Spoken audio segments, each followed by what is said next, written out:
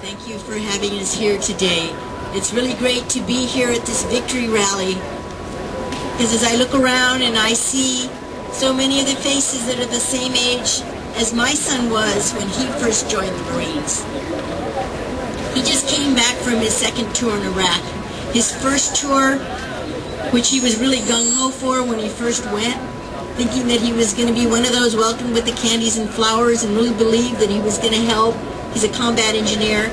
Thought he would help rebuild some of the homes that we had destroyed. He went in good faith and saw a lot of the contractors were doing that work for us. And didn't like what he saw when he came back. But he went again for his second tour. And he's back now, for now.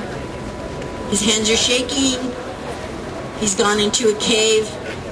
And there's a lot more stories. This is just now. He's just recently back. So I'm saying this because it is personal, but it's just one of the many things that people don't talk about, because when our soldiers come back, we're so glad and grateful. I can't tell you how happy I was just to have him here in one piece.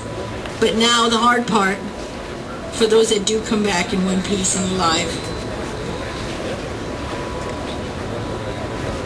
I'm asking you all here to not stop at just a rally. This is more than joining together this one time to say, okay, there's not going to be 2,000 youngsters here considering the military and going into a war that many will not return from.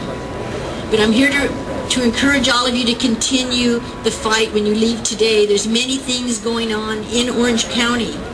This Saturday, we're going to be hitting Ed Royce's office at 10:15, not his office. We have flyers over here at the Military Family Speak Out table.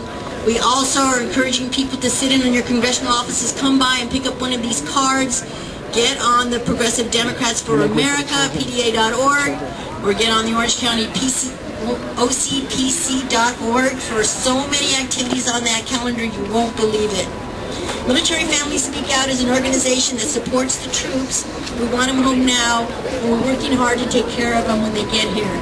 The leaders of the Whittier chapter, Rosana and Arturo Cambron, are going to tell you about their story.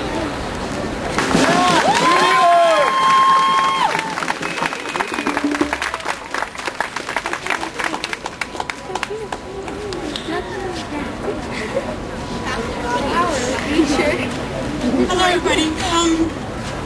Our son is currently in Iraq fighting. He was home for 14 days for the birth of his daughter. When the news came that he was going to have to stay three more months, which means that instead of coming home in November, he's coming home sometime in March, and that's if they feel like it. So one of the things that I want to urge all of you is to please continue the pressure on Congress. Call your congressmen, call your senators.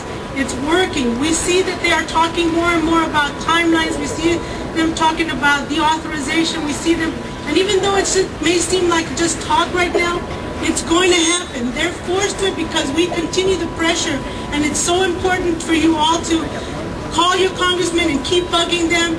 We're going to start calling them and let them know how many soldiers have died that day. We continue to occupy their offices, and we need to all of you to please continue to call your congressmen. Please continue to call your senators. I want to let you also know that the money that's being spent, there's close to $3 million per day that's being spent on this war. $3 million. Do you know what $3 million could be paying for our children, for our elementary school children, our healthcare, which is virtually non-existent?